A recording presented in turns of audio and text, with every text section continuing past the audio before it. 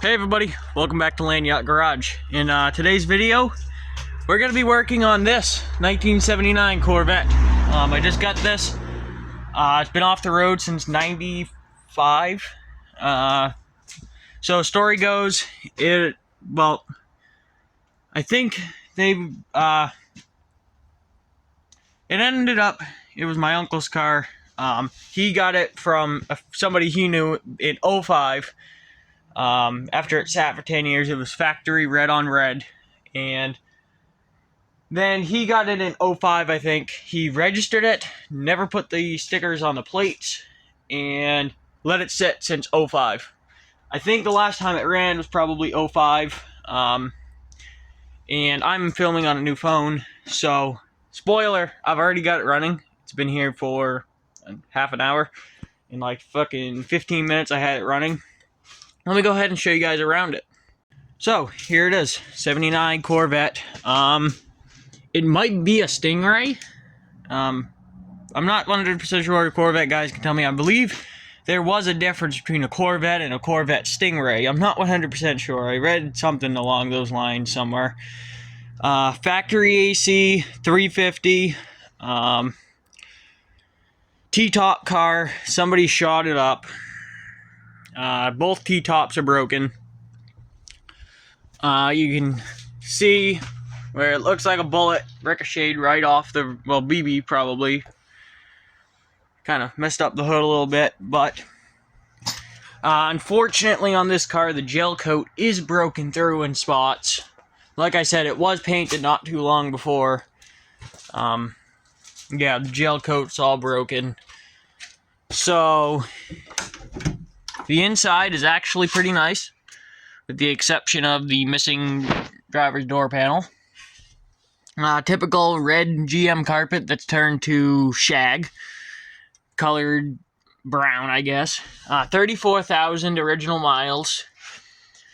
Has gauges, no radio, but yeah, not a bad car. I actually bought it like a week ago. And, the belt already said adios.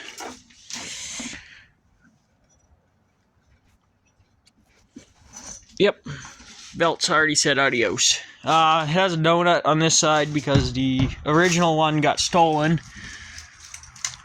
But this side has no holes for Stingray. I'm not sure, it's missing the rocker panel moldings. The frame on it's good. I actually haven't even checked out the bird cage, so hopefully that's good. As you can see, off the road since '95. Yeah. Not exactly sure. This tire actually did hold air. Not sure how. So, yeah, this door doesn't open, so I'm gonna go ahead. I'm probably gonna start by getting it cleaned out. So as you guys just saw, this thing running, I ended up pulling the filter out of the carburetor. Honestly, I'm probably just going to go on Marketplace and find an Edelbrock, throw on it. But now I guess I'll go ahead and clean the car out. And I got to free up brakes because I did drop it in gear, and it did go in gear. And the transmission still has fluid in it, which is very rare for a Corvette. And I'm sure I'm going to have to chase down about 1,000 vacuum leaks because I know how Corvettes are. Because I actually did revive, I believe it was either 78 or 79 at my old work that sat since '06, and I got that thing running. And steering was messed up, and obviously vacuum leaks and everything else. So, that being said, I gotta get a belt, but it is running the water pump, so I'm not worried about it. Because somehow the AC belt's still fine, and the alternator power steering belt's not. So, I'm going to go ahead and get the shop vac and start vacuuming. Disclaimer, I am running this car off the fuel tank and the fuel that is in it. The fuel in it is actually not that bad, because 95 in this car was parked. It's pre-ethanol, so it doesn't turn into goo in like 2 weeks, like today's fuel does. So, I have ran cars on this fuel before. Hence my Bronco I had a while back, and my Ranger that I just revived not too long ago. So, the fuel's not in it. That's not bad. It's actually still has a bluish tint to it, like today's fuel does. So let me go ahead and get up a time lapse and vacuum this thing out.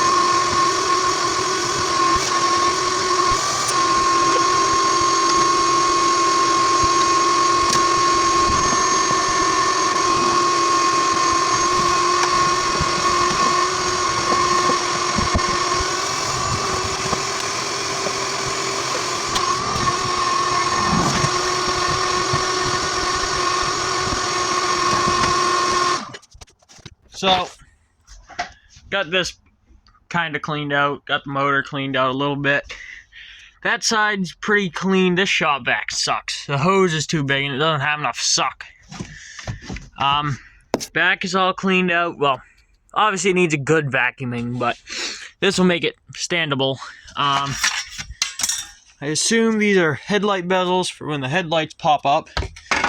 And I'd also like to mention, this car sat outside for, 30 years. T-top car.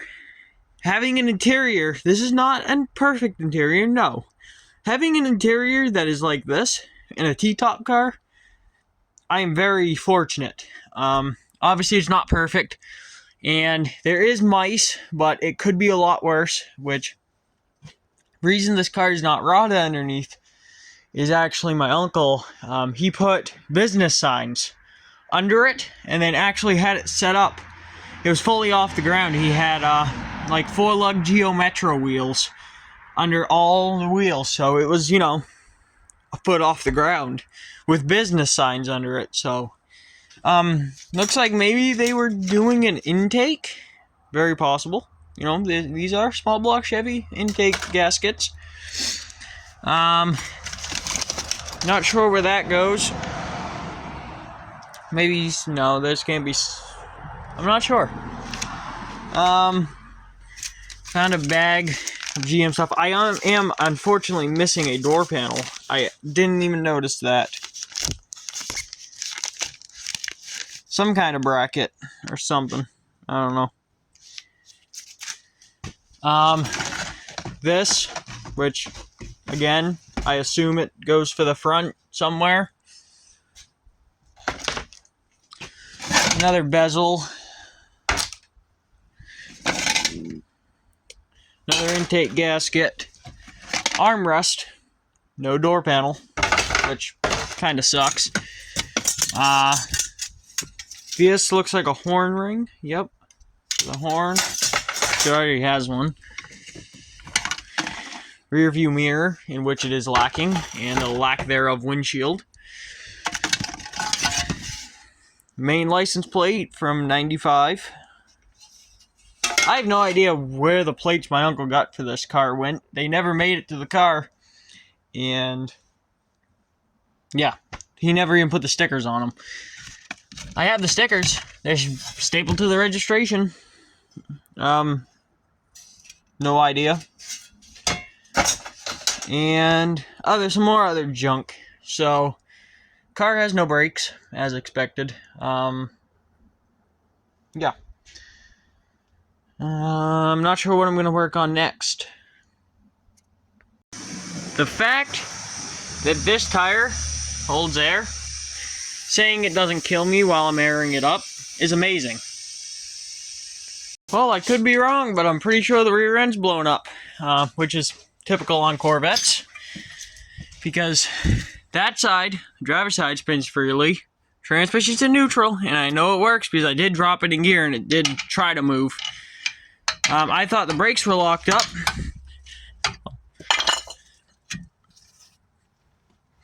Can't do it with one hand, I don't think. Ready?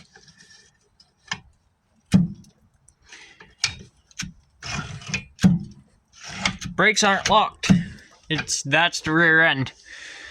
So yeah, great. I'm not sure, maybe I'm overlooking something, but this is where we're at now. Definitely a 35,000 mile motor. That is very clean, like very.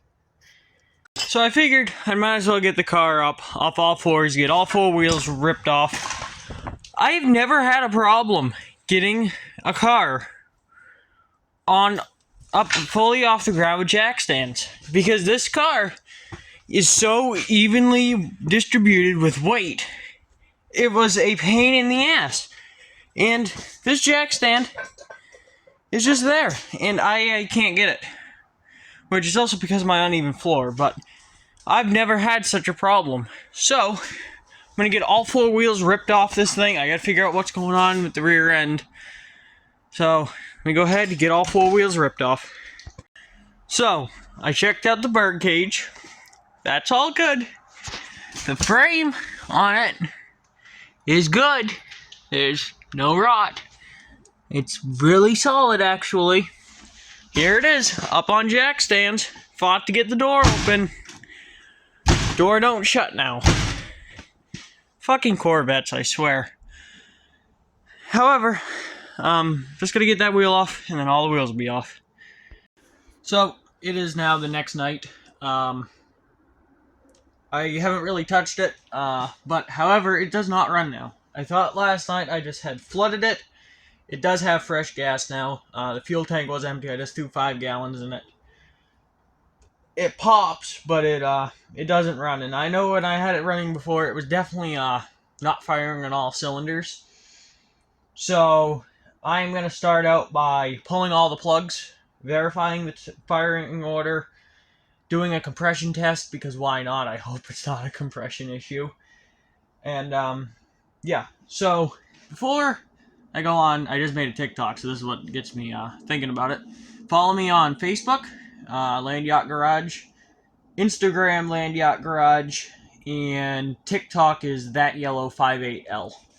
So I'm gonna go ahead, verify the firing order, which is 18436572 on a small block Chevy. So gotta get all the plugs pulled, verify that, and do a compression test. Well, just got all the plugs out of this side. I already had the front two out. I mean, they look a lot worse on camera than they actually are. They're not really oily, they're rich. And that one was actually just full of fuel. So I definitely think it's flooded.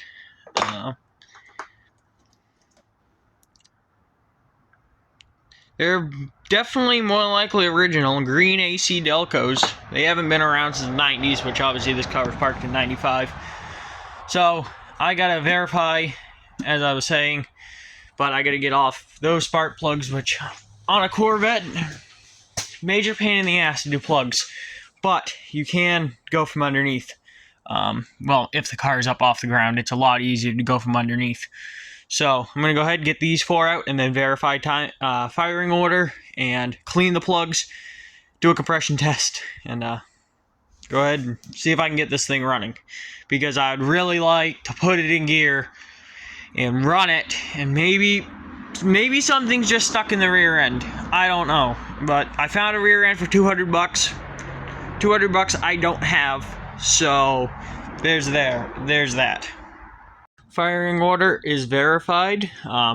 It's all good. So gonna put these back down through, and well, first I'm gonna do a compression test. So I'm gonna go grab my compression tester, and let's hope it's good. Compression test turned out good. They were all at 130.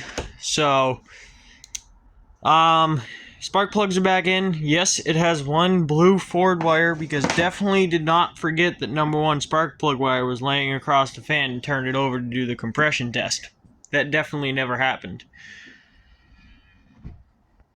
So out here the next day, still doesn't run. So got another can of starting fluid, and I went and got 8 new spark plugs. I think that's the issue. I think it's just super flooded and it might have killed the plugs.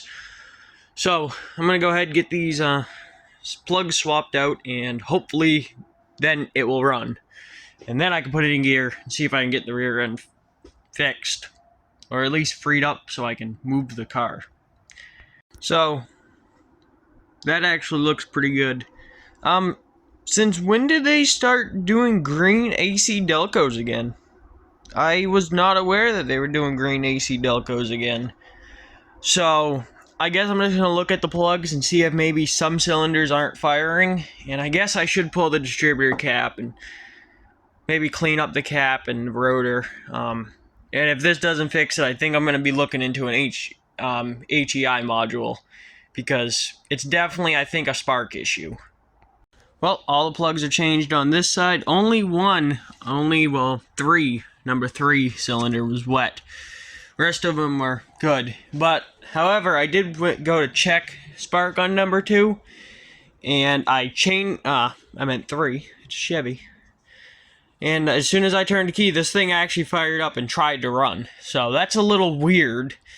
So I'm just going to finish the spark plug change anyway. I'm going to go ahead and do that side. And then it should run, hopefully. So all the spark plugs are changed out. I think I mentioned this earlier in the video. On these C3s, easiest to do the back 2 from the bottom if it's up on jack stands. So much easier. I had to do spark plugs in a C3 all from the top, and it was a bitch. Last night, my grandfather came out here and we were messing with it a little bit, and it did not crank, and it stopped cranking by the key. Today, cranks by the key. So, hopefully this thing runs now. And the number 8, literally I took it out and gas came dumping out of the spark plug. So, it's not a stuck float, I just flooded the shit out of it, to be honest. My fault.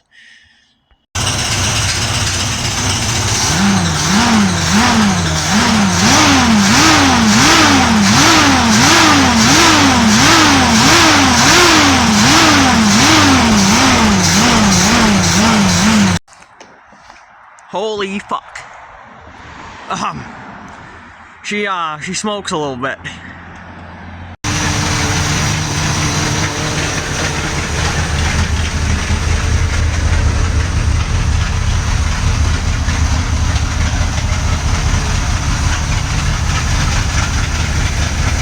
As you just saw by the last clip, it runs. It runs okay. It definitely has a misfire. Needs a set of plugs. I gotta clean the cap and everything. Carburetor, how it was just rebuilt, well, before the car was parked. But, unfortunately, the Quadrajet's gotta go. It's $300 to rebuild a Quadrajet when I can get a Edelbrock off in Marketplace for $100. So I think I'm gonna go ahead and look at Edelbrocks for it. So the rear end's actually fine. I completely forgot until last night that Corvettes use the e-brake inside the drum. And that inside the rotor, sorry, and that's what it was. So the rear end is fine. I did split the caliper because I'm not sure how it bolts on. Never messed with a Corvette caliper. Had to cut that brake line, no big deal. Car needs all new brake lines, realistically. So yeah, hopefully that caliper's still good.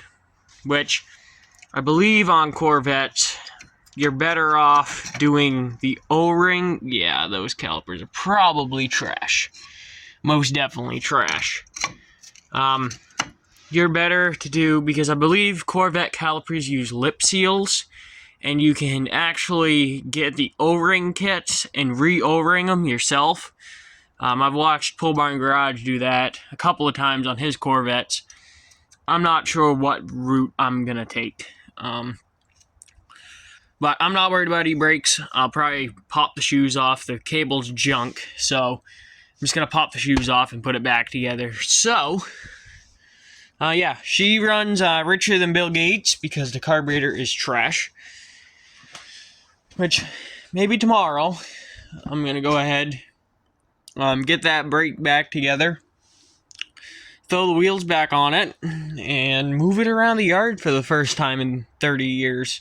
Well, at least 20. So, I gotta do another vacuuming of the interior. I gotta wash it. And, unfortunately, in this video, it won't be returning to the road, but it will be running and yard driving and hopefully cleaned up.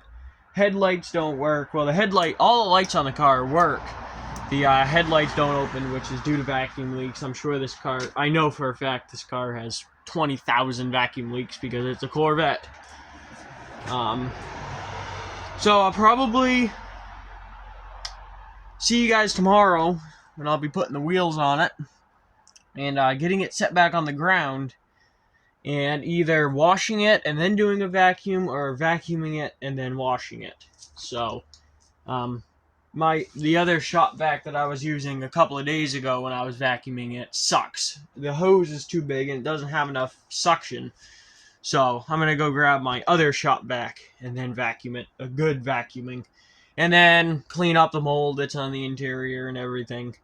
So I will see you guys tomorrow, unless I might clean the interior tonight. I'm not sure. It's like 7 o'clock. So, I'm in here cleaning the interior. It's actually cleaning up pretty nice. I gotta do something about this boot.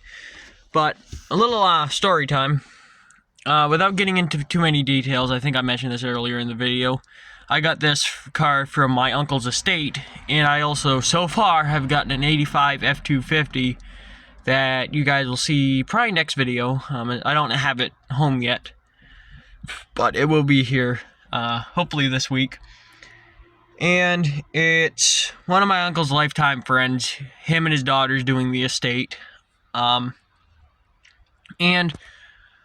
we went up there, I bought the car, and then we went, cleaned it out. I ended up getting stood up by one of my buddies on getting it towed. Well, not my friend no more, he can go F himself.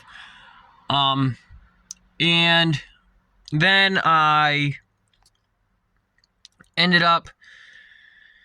we went up the next time to pick up the car, and his buddy, well, my uncle's lifetime friend was there.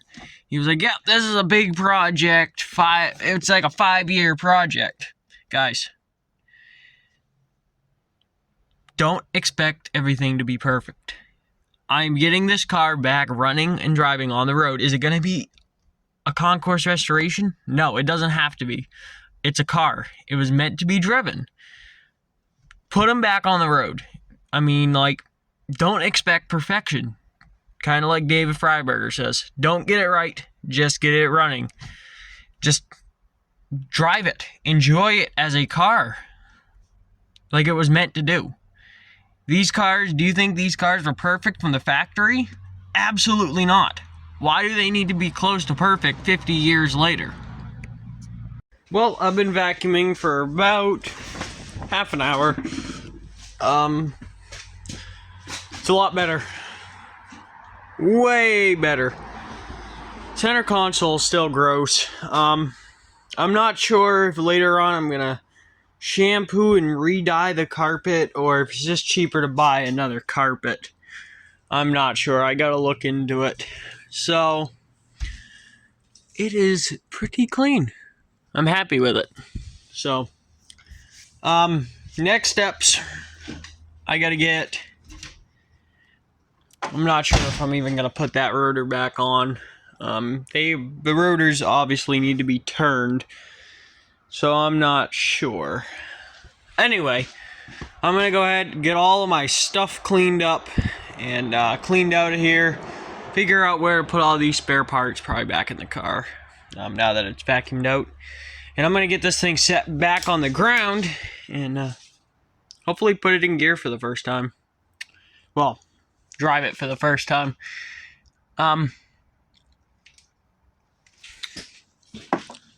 This is the old one. I'm like, maybe that was the misfire. So yeah, I'm going to go ahead and get this thing set back on the ground, and tomorrow I'm going to try to wash it. Well, wheels are all back on the car. Just got to air up those two and then pull it off the jack stands. But If anybody in the comments knows, I think there's one. What this goes and where does it go? I mean, it almost looks like it would go there, but it doesn't.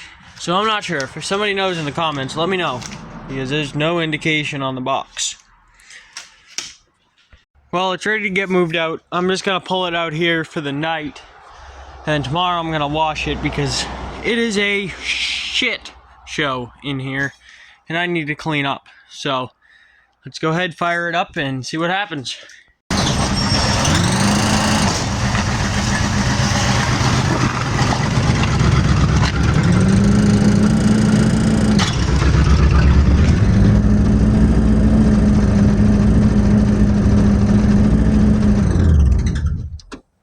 Well, there we go. It pulled out under its own power for the first time in 20 years. So, there we go. Tomorrow, I know I'm going to have to air up the tires again. I'm going to go ahead and wash this fucking thing. Which, that is a project for tomorrow. Tonight? Yeah. So, I just reviewed the footage, and it appears that that front tire is locked up. And I have no idea why. Yeah, it's locked up. It was spinning perfectly freely in there. Oh, she's got some brake fluid now. Yeah, I have no idea. It was spinning freely. Oh, hey, Mr. Wasp Nest. Yeah, that is fucking weird. Oh, I hit the brake pedal. The rubber line is collapsed. Ah, makes sense now. Okay. Well, the shop floor is cleaned up. I decided, whatever, like the compressor jacks and cutting torches that was here, I moved them back there, because for this particular car, I'd rather have the width than the length. So, I gotta put all my tools away, and it is currently 7:30, and I think I'm gonna back the car back in, because I gotta figure out what's going on with that wheel. So, I'm actually gonna go ahead and back the car in now. So, saying that this is the factory spare, it don't fit. It hits the caliper. So, I have it on 2 lug nuts very loosely. So, yeah, they're barely threaded on enough for it to roll. Because, yeah, it hits the caliper. I really gotta find a rally wheel for this car.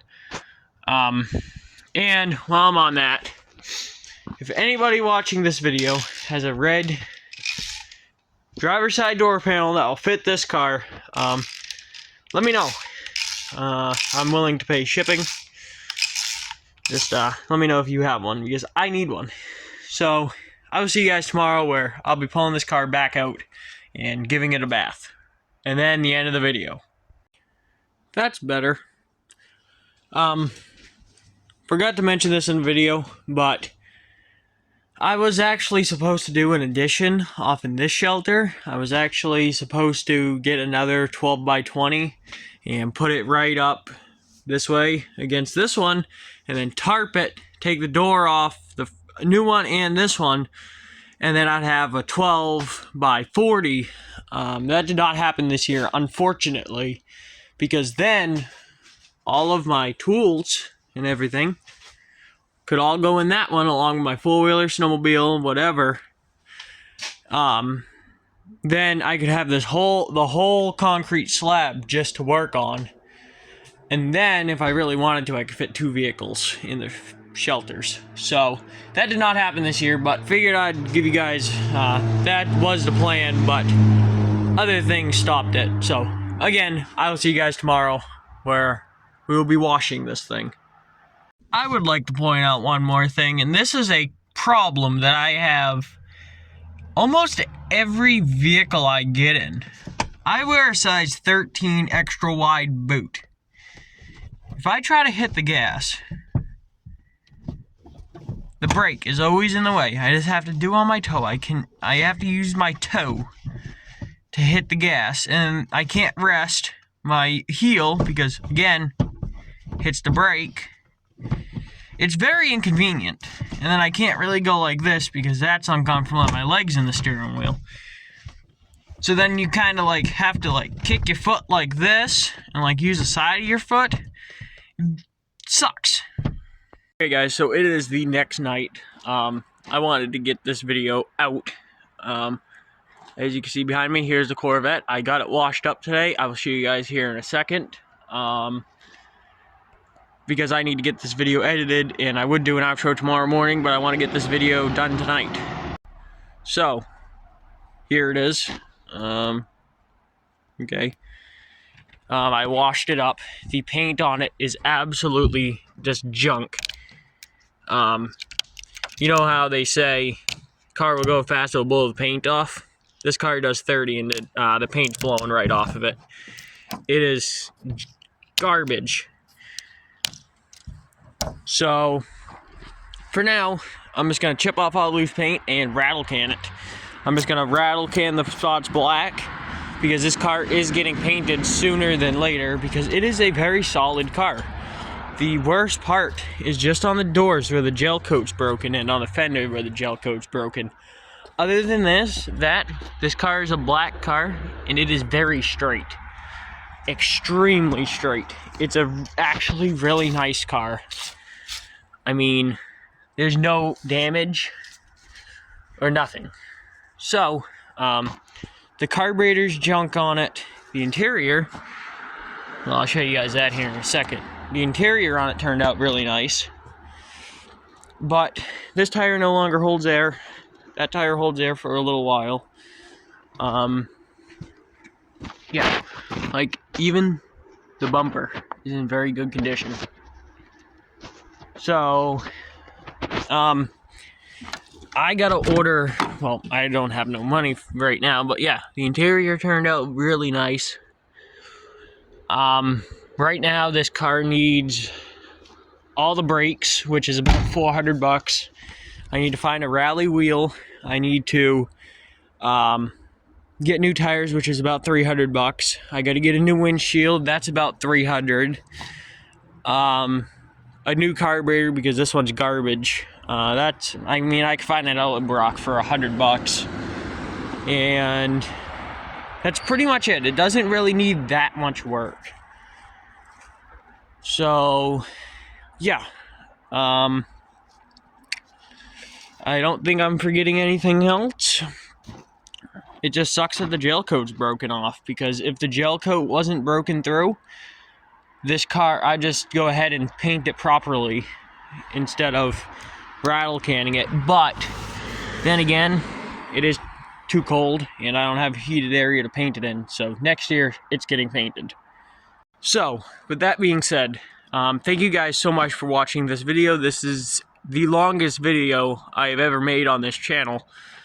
So I got to go ahead and get it edited tonight, and so it's ready for Thursday. Today's currently Tuesday.